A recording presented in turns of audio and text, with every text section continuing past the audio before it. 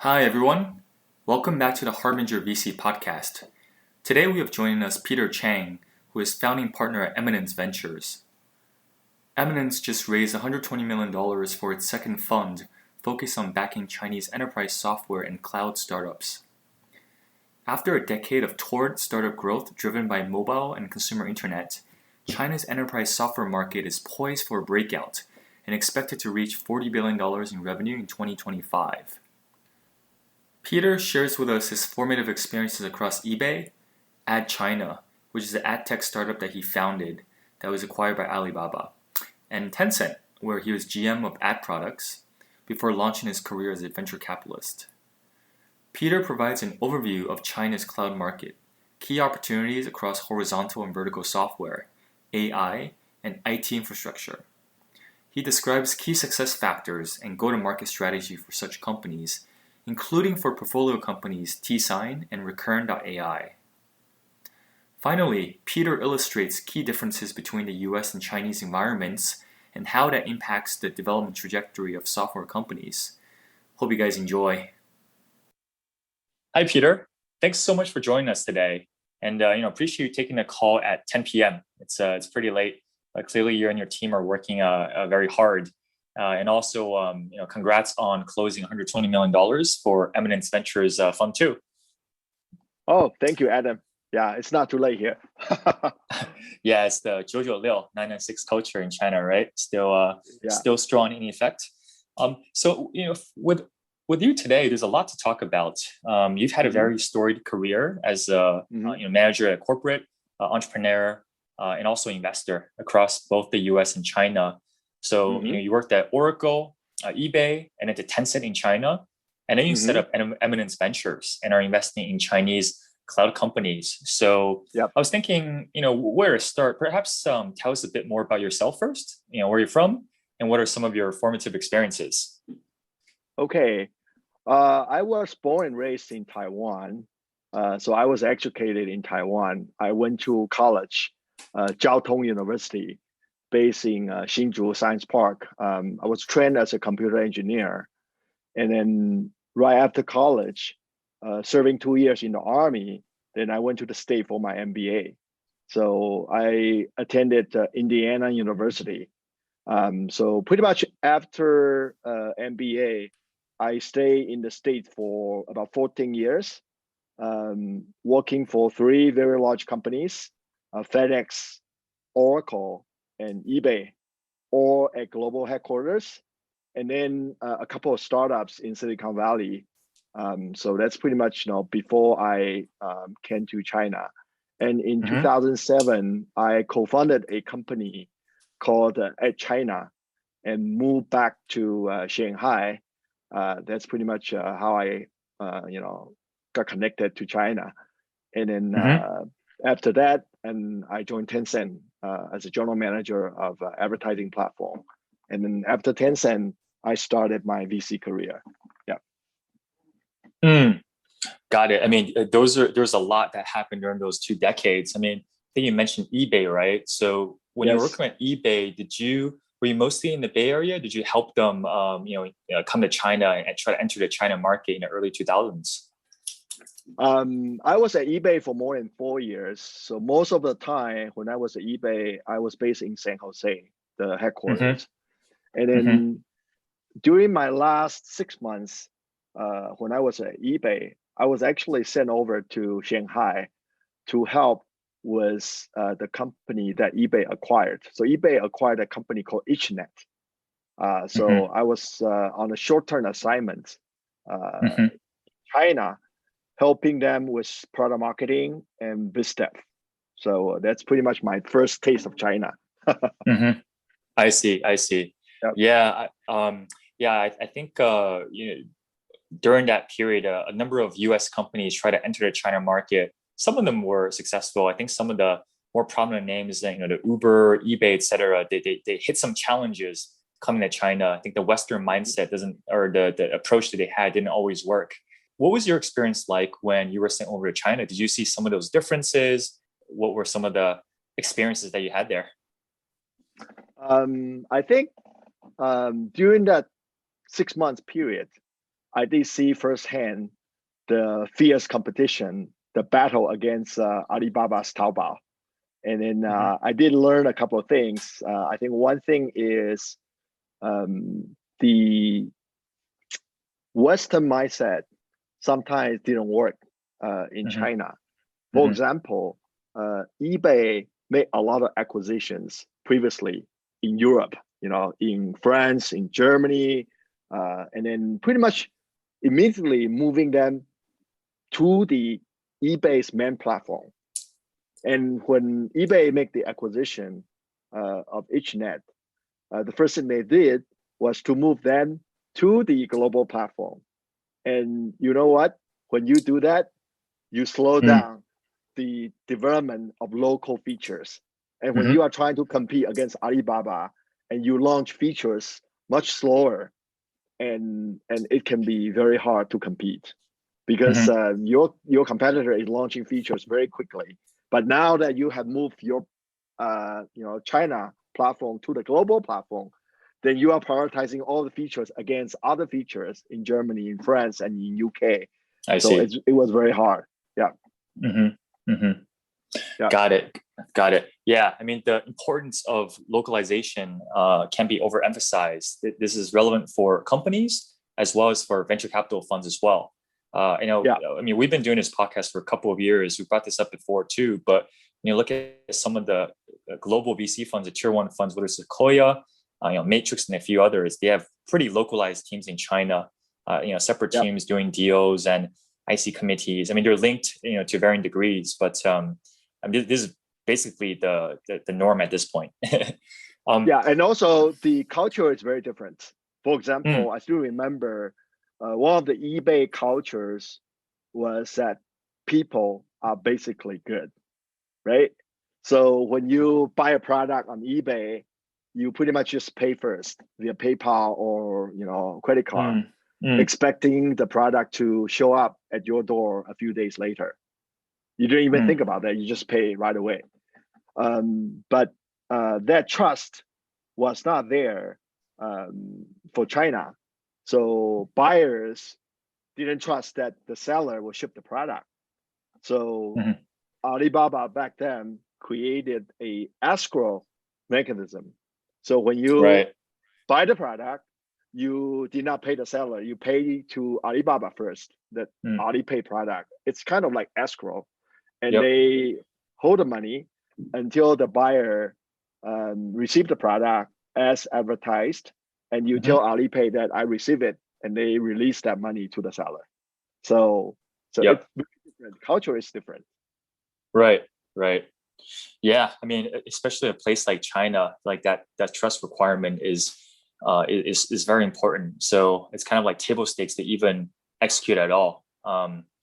So got it. Okay, so that was part of your story before you became a venture capitalist. And can you tell us a bit more about when you started investing into companies and how that led to Eminence Ventures? Yeah, so when I first got into VC, I joined a boutique VC firm based out of Taipei. So I was the only partner based in China, primarily responsible for their internet investment. Because I wasn't in finance or venture capital background, back then I had a mentor who was Jason Green, the founding managing partner of Emergence Capital based out of Silicon Valley. Because Jason was an angel investor in AdChina, the company I co-founded.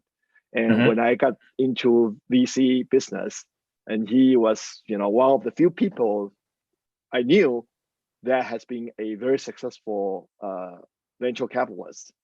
So every time I went back to the state, I would make an appointment with him, and then talk about VC, talk about the challenges I encountered.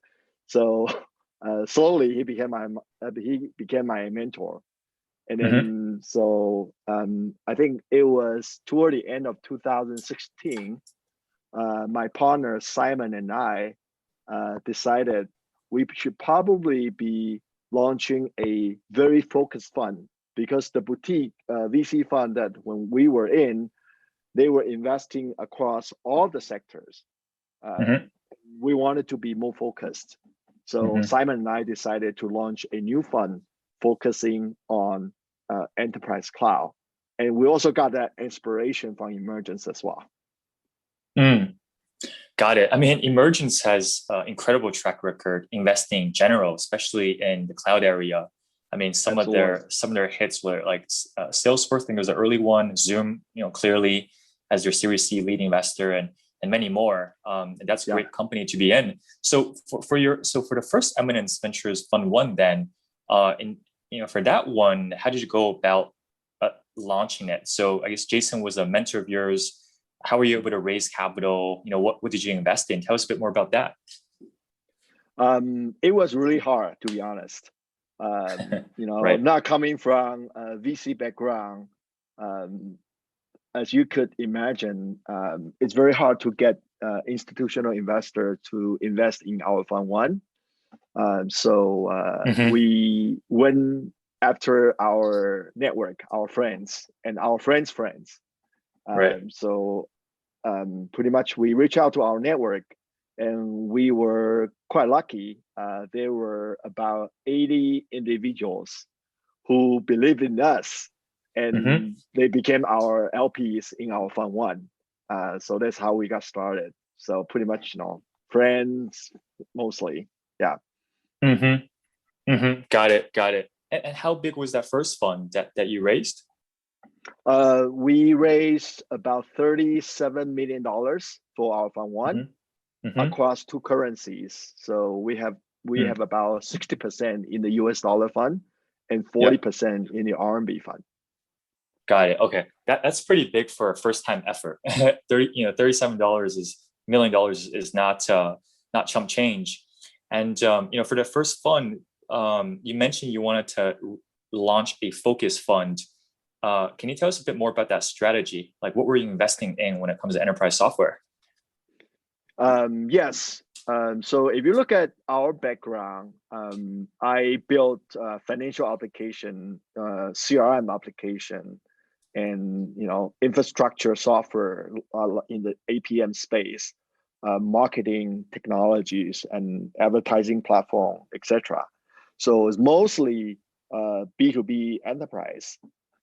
So naturally, when we wanted to choose a focus, that was the one, because we were product and computer engineer with sales and operating background, and Right. throughout our career we also got to know a lot of people, pretty much all of the brands, the big brands, and very extensive networks. So we thought the enterprise cloud will be a natural sector for us. Mm-hmm. And then if you look at from the very top, I would say there are three areas. One will be the horizontal SaaS, for example, ERP, CRM, human capital management, productivity, and collaboration. And then vertically, I think if you look at Emergence, one of their things is industry cloud. Pretty much, all the vertical SaaS industry cloud. And at the very bottom is infrastructure. For example, storage, database, data warehouse, security, DevOps tools, etc. So those are the three main areas we look at. Obviously, artificial intelligence is very important, but they can be applied across all the different applications or infrastructure software.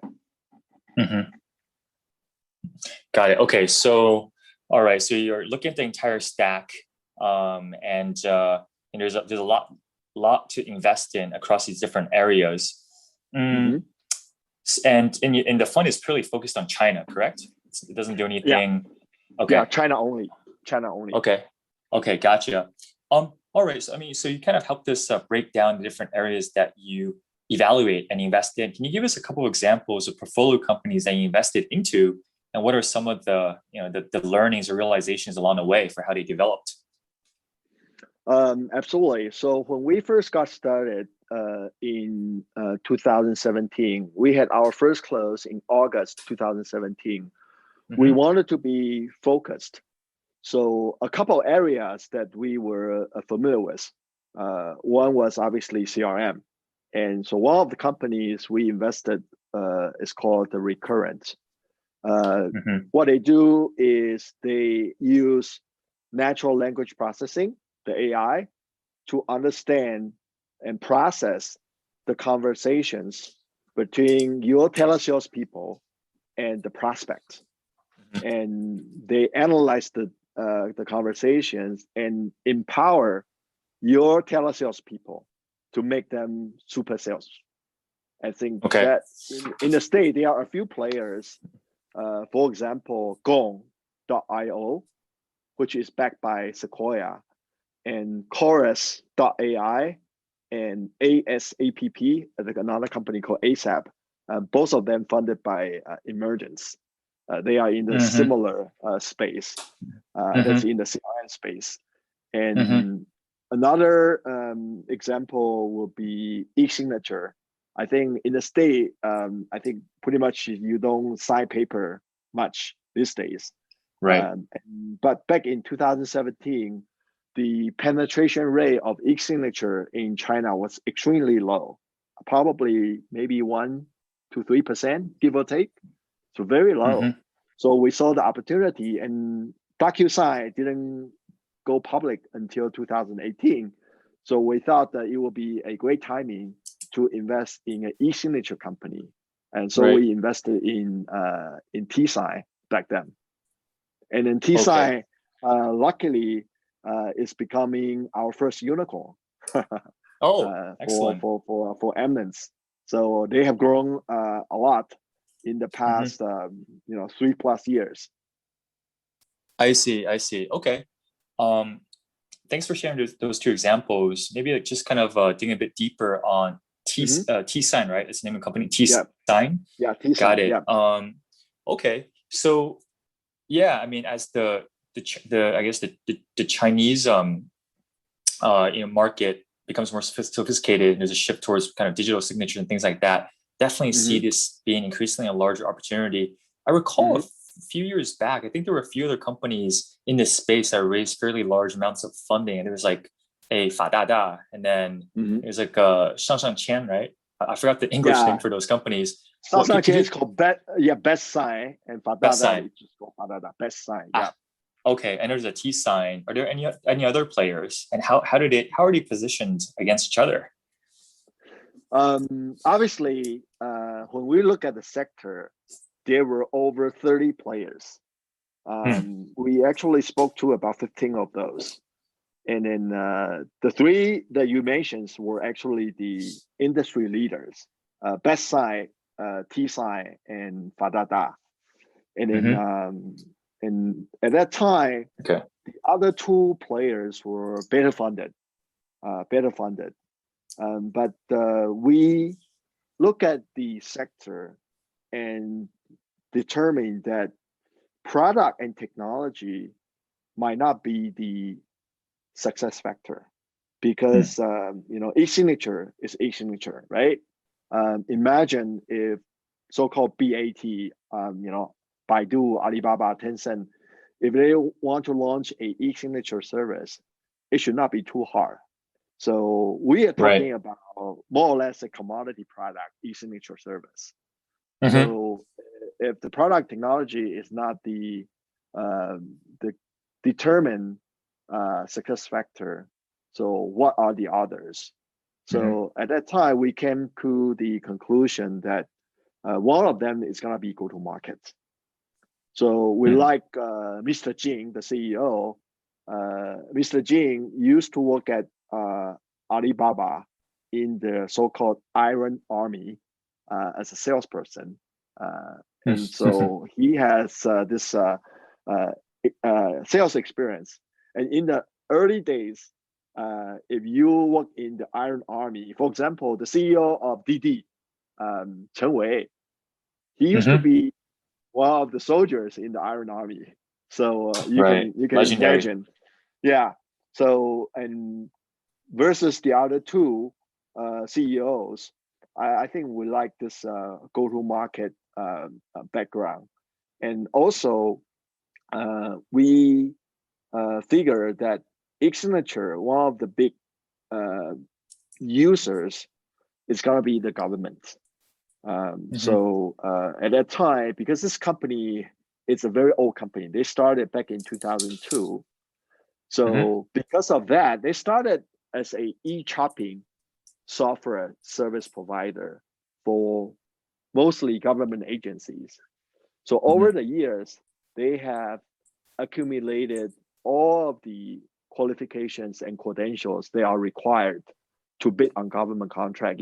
All of the government contract, you have to go through a Mm-hmm. bidding process, Right. and in order to uh,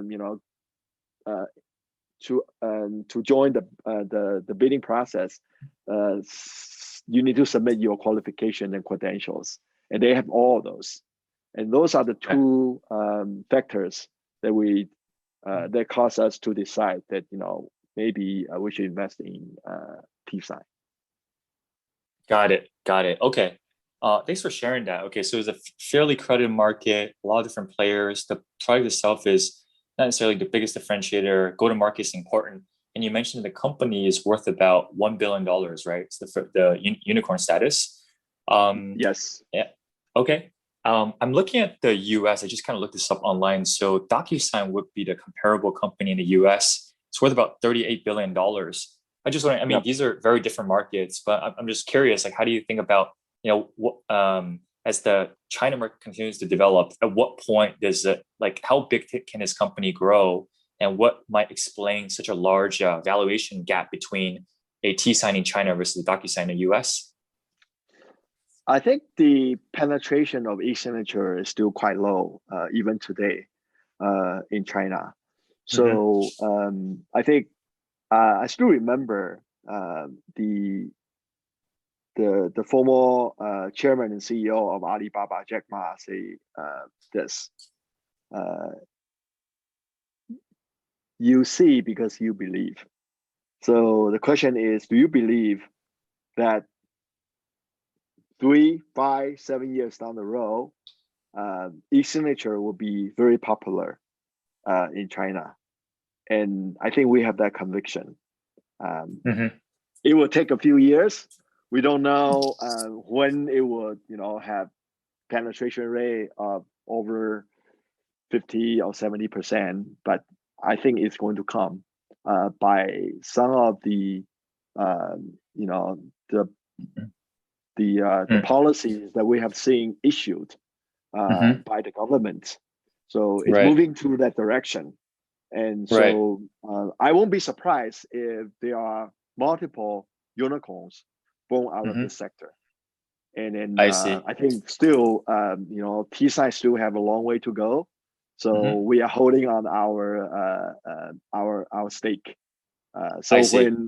so after our investment, uh, Alibaba's and Financial, uh, you know, make the investment in our following round. We even double down on that round. So I think Mm. we were pretty optimistic about T-Sign and also the entire sector overall. It sounds like a solid development for the company.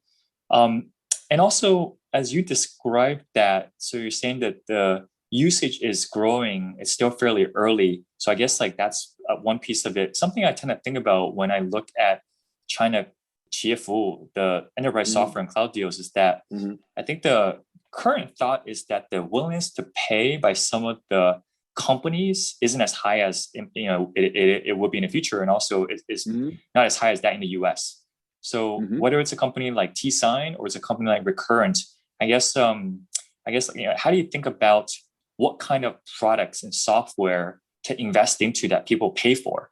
If we would take Recurrent AI as an example, because Mm-hmm. as you were describing what they did, it kind of makes sense to me. It's like, okay, well, if you use Recurrent as a company, you might be able to generate higher sales, right? Because the Mm-hmm. software literally helps you convert more deals or convert more Mm-hmm. leads. Yep. Is that like, I wonder how you think about that.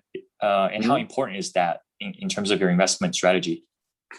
I think it's important because we invested in quite a few so-called the WeChat CRM companies that help enterprises grow their customer base, acquire new users, convert new users. And I think we need to look at the US market as well. For example, I know there's a VC firm called Bessemer. They have been tracking so-called emerging cloud companies. Right. And then I look at their state of the cloud report every year. If we go back to 2010 in the US, there was only one cloud unicorn, according to Bessemer. But last year, if you look at Forbes Cloud 100, if you were not a unicorn, you would not even make it to the list. So 10 years, huge difference, even in the States. And if you look at some of the cloud companies that have gone public, for example, Kingsoft Office, it's about $25 billion market cap. Right. Agora used to be like $10 billion market cap, probably down to like 5 billion, but still, not small. Right. And if we were to look at when Salesforce went public, Salesforce was like a $1.1 billion company. And when Shopify went public, it was like maybe $3-4 billion company. It was small, but they grew over the years. That's the beauty of the SaaS model, right? Right. So I think we need to look at the history, the cloud history for the state, and look at China. I think if you look ahead in the next 10 years, there will be tremendous growth. And we actually have been studying some of the SaaS report, China's SaaS report, from leading investment banks, for example, JP Morgan, Citibank, Credit Suisse. They all issue a SaaS market report, China SaaS market report recently. According to JP Morgan, they predicted that by 2025, the market capitalization of China's SaaS companies will reach close to $1 trillion. And that's not our prediction. It was from JP Morgan. So I think maybe JP Morgan is more optimistic than even us. Right. I see. So I mean, it seems like there's quite a bit of growth. There's a lot going on now, but the growth is just at a torrid pace. You mentioned Agora, it's a company that we've had on our podcast before a couple of years ago. It's kind of interesting because back then, it was back in 2017. They're probably worth about a couple $100 million. And I recall even, it was like 2019 fall before COVID, they were still raising a round. I mean, they weren't even thinking about IPO. And then COVID certainly helped. I mean, I think there's a shift to digital, and then it accelerated timeline, and boom, they go IPO at a high valuation. There's been some fluctuation since, but that was just a couple of years. And I guess in 2025, if the JP Morgan report is reasonable ballpark, that's basically what, like a 1 to 200 agoras in China. I guess China's a large market. There's plenty of companies. Yeah, if you look at could be doable. Another example is Mingyuan Cloud, listed in Hong Kong. Mingyuan Cloud, market cap is about 80 billion Hong Kong dollars. So it's over 10 billion US dollars. Right. They are in the real estate SaaS. They provide ERP and CRM applications just for real estate developers. Right. So it's a company trading at more than 40x multiple. So I think there are quite a few examples. With nice valuation, and also decent, very strong revenue for the ones that we talked about. Right. Got it.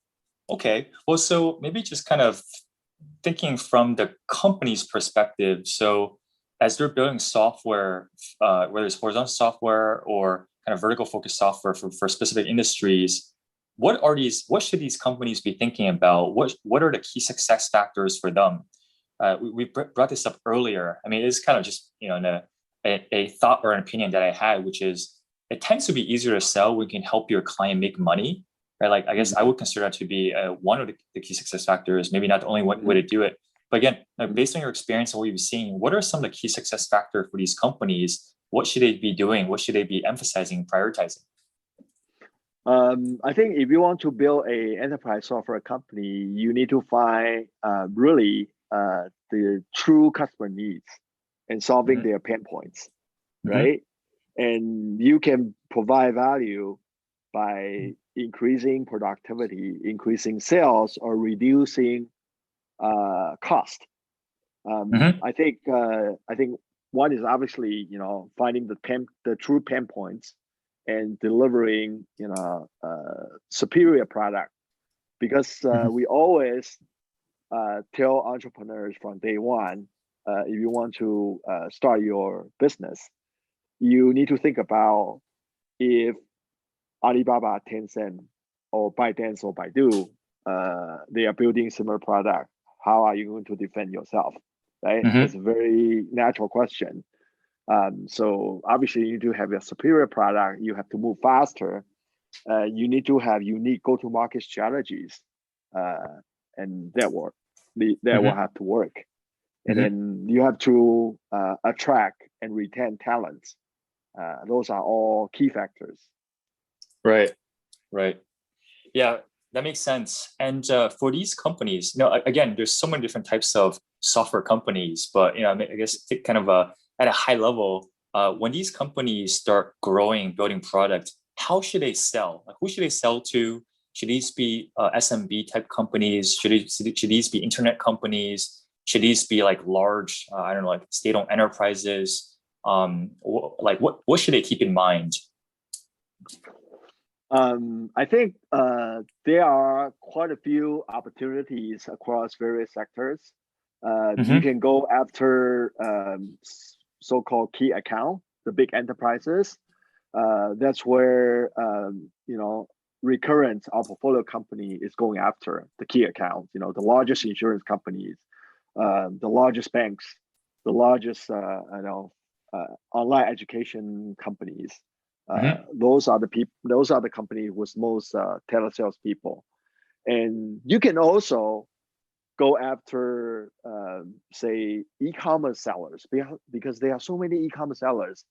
They have been educated by Alibaba, JD, and Pinduoduo Mm-hmm. to pay for their services. So Right. it's a very good sector, but most of them are SMBs because there are so many small sellers on their platform. I see. And I think there are a lot of opportunities. But if Mm-hmm. you are going after the regular SMBs, not really in the e-commerce sector, I think we still need to have a little bit more patience because their willingness and ability to pay uh, in the next year or two, maybe, we're still lagging. So we need Mm-hmm. to have a little bit more patience. But I Mm-hmm. think if you're going after the mid tier, maybe that's a good spot because they don't require a lot of customization, and they also have the scale, and they have the ability and willingness to pay. That would be my advice. If you can find, and there are a lot of enterprises in the mix sector. Mm-hmm. Mm-hmm.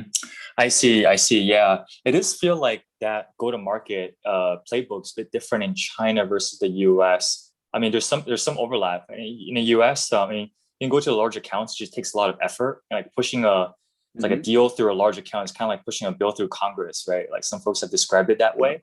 And then you have Yep. the typical playbook, which is like could be freemium model, could be something, but you get folks to try using your product. Sometimes the smaller companies they Mm-hmm. use it and then they grow with you as you kind of as your key accounts over time. In China, Help us understand some of the differences there. You just mentioned that certain types of clients might have lower willingness to pay in the near term. Mm-hmm. So that's part of it. What are some other differences? Like for example, I don't know, like what is their level of IT maturity at some of these companies? Like what are like their requirements when it comes to customization, things like that. Like how do you think through some of those differences? I think for large enterprises, a lot of them they have special needs for customization. So when you build a software, it's very important you have this platform as a service in mind because you need to have that PaaS layer that allow the large enterprises to build their own functionality. So if Mm-hmm. you don't have that PaaS layer, then you could be in the business of doing professional services or customization. Right. So obviously, the ticket size of one project could be quite big, but it's not really scalable. Yeah. Mm-hmm. And then Mm-hmm. for SMBs, if you are going after the SMBs, I would say I'm more optimistic. Even though for the time being, their ability to pay and willingness to pay is not quite like those in the States, but they are growing very fast. Mm-hmm. Because if you look at the key reason that US enterprises are so willing to pay for software is Mm-hmm. because people are expensive, right? The labor cost is so high, That's right. and anything you can do to increase the productivity of their employees, they're willing to pay. And China, if you look at their pay scale, right now it's pretty high, uh, particularly for professional workers. If Mm-hmm. you want to, hire a software engineer, you want to hire a great designer, great marketer, etc. Those people are very expensive. So Mm-hmm. I think the willingness and ability to pay will come in very quickly in the next couple of years. Right, right. Yeah, I definitely see that happening as part of a greater macro trend. I mean, many people notice already, but in China, past 10 years have been incredible growth when it comes to these tech startups and venture capital industry. A lot of the interesting or kind of like fast and higher returning deals tend to be in consumer internet. But now as Yep. GDP per capita hits what is like over 10K USD per capita at this point, the cost is going up, and then there's more of a need to focus on efficiency, productivity, reducing costs, in some cases augmenting some of the sales teams or sales capabilities as well. So that does make a lot of sense. And I think. also giants Mhm. like Alibaba and Tencent, they have their Mm, cloud services, right? They are mm, actually educating the market to move everything to the cloud, to Ali Cloud and Tencent Cloud, and their cloud services are growing very fast. right, right.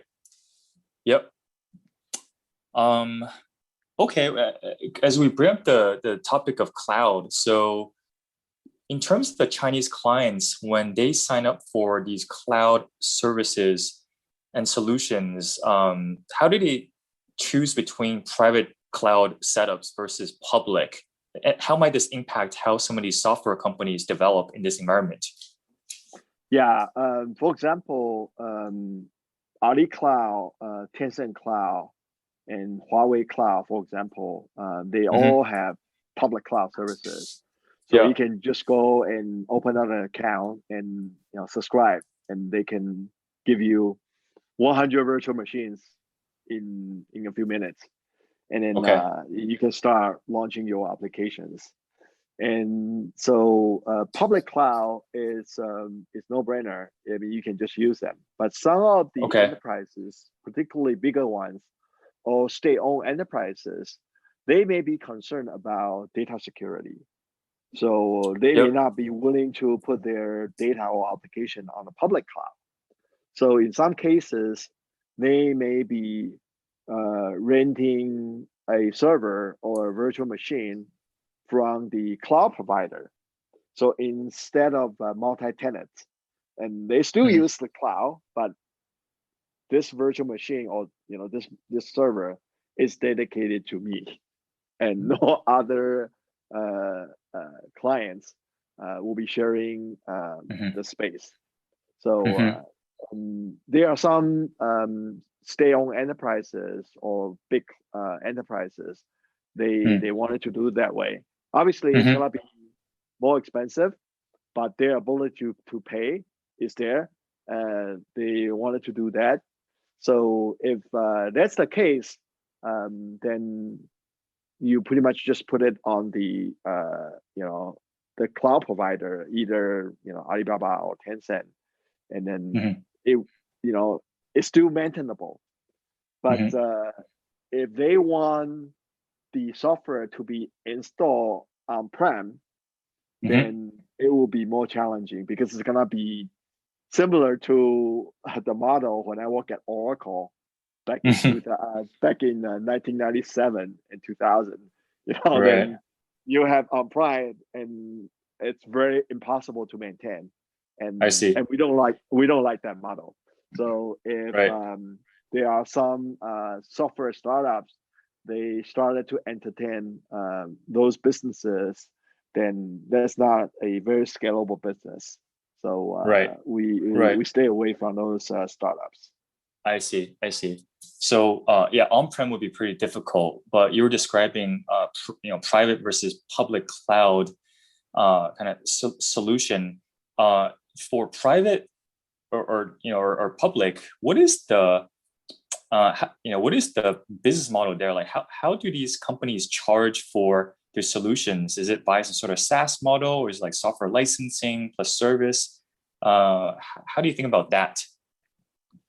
I think for most of the mid-tier and SMBs, they are okay with the subscription model. Mm-hmm. So normally they just pay on an annual basis, kind of like the Zoom subscription. You pay on an annual basis, and Okay. then but for large enterprises, Mm-hmm. some of them may not be willing to pay on an annual basis, partially because they're uh, budget constraint, because their budget is not being set up that way. Particularly for Mm-hmm. some of the stay-on enterprises, Mm. then they can only purchase the license. Mm. So, and some of the companies, but you can charge them much more uh, uh, in the deal. So instead of say, 100 grand, they may be willing to pay you 300 grand or 400 grand upfront. You know, Mm-hmm. and then after that, every year you charge like somewhere between 10 to 20% the service charge. So that's I in see. some I see. cases you have to do that. Yeah, but I think more and more companies are willing to pay on a subscription basis. That's a good Mm-hmm. sign. Yeah. Yep. Yep. Yep. Yep. Totally. I mean, I still remember the days when a lot of the software, well, not all the software, but quite a bit of software was copied or ripped, and then Microsoft Word and like Office was all free, and like Excel was free, and there's Mm-hmm. no point for like really buying software. You can just do everything in Excel anyways. We're Mm-hmm. far from those days, clearly. Um, and also wanted to ask you, Peter. So Mm-hmm. COVID clearly happened over the past Yep. year and a half. That was a big Yep. deal all around the world. What was for you in China? What was the impact of COVID, and how did it affect this sector and the development of this area? I think similar to the States, it has a great, very positive impact on Mm-hmm. SaaS and cloud companies. For example, um, we would not imagine that the Ministry of Housing in China, and also the a couple of other ministries would issue policies encouraging companies to sign contract with their employees digitally. And if you want to rent a apartment or you want to buy a house, the government encourage you to sign the contract digitally. So I think due to COVID, that digital transformations becomes much faster. And for another example is recurrent that we talked about. And during COVID time, people started to know that they can get sick. So they wanted to buy insurance, but they don't want to meet with insurance agents, right? And then, the online meetings and become the norm. And then there are a lot of telesales conversations that need to be facilitated and tracked, and then the telesales people need to be empowered. And so I think COVID really helped a lot along the way. If you look at some of the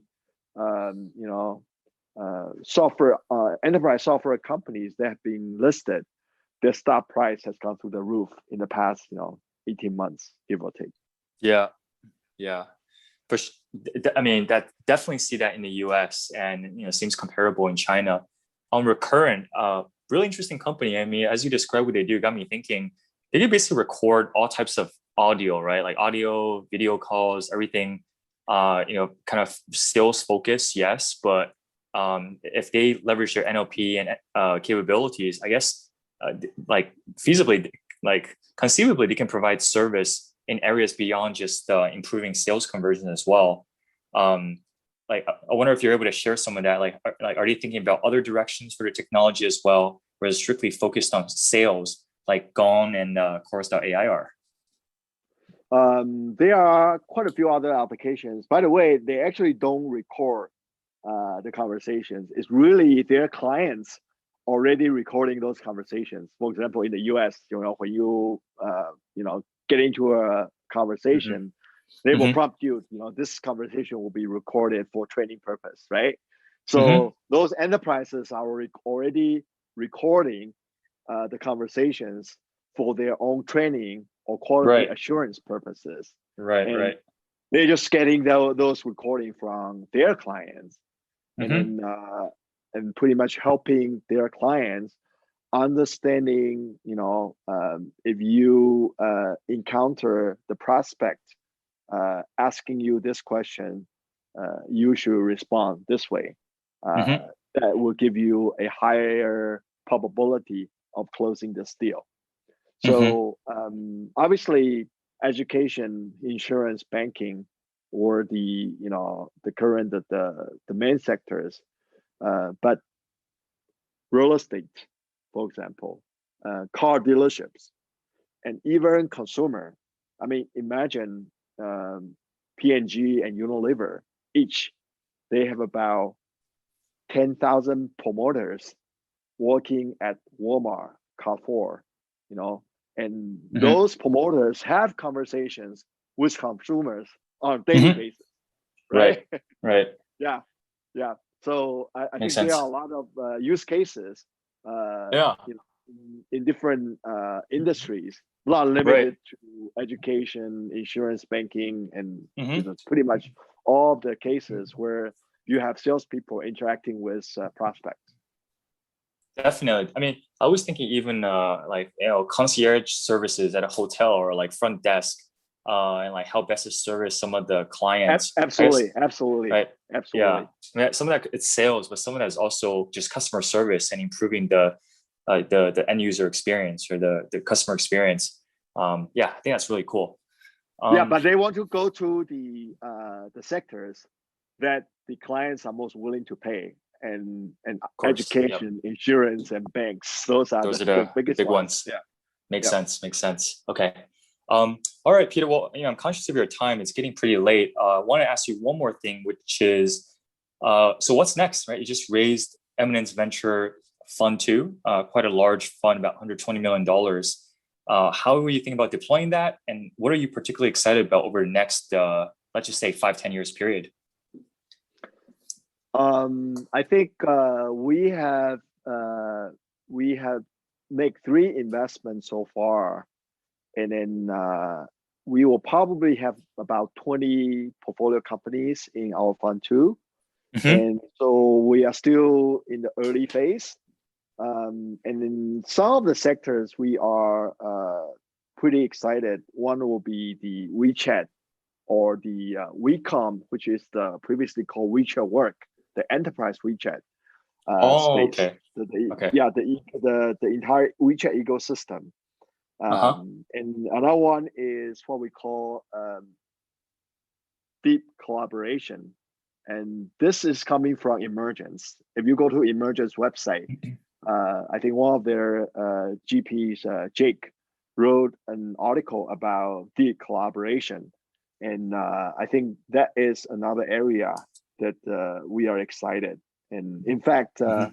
the three companies that we have invested so far, they are in the deep collaboration area. Mm, Yeah, and mm, mm. obviously industry cloud. There are so many industries, and then we are also looking into um, infrastructure software related to data. Mm, Yeah, mm. because as you Got, can imagine, there will be so much data being accumulated, and there will be a lot of tools, yeah. and applications that are needed for handling, processing, and and doing all kind of things related to data.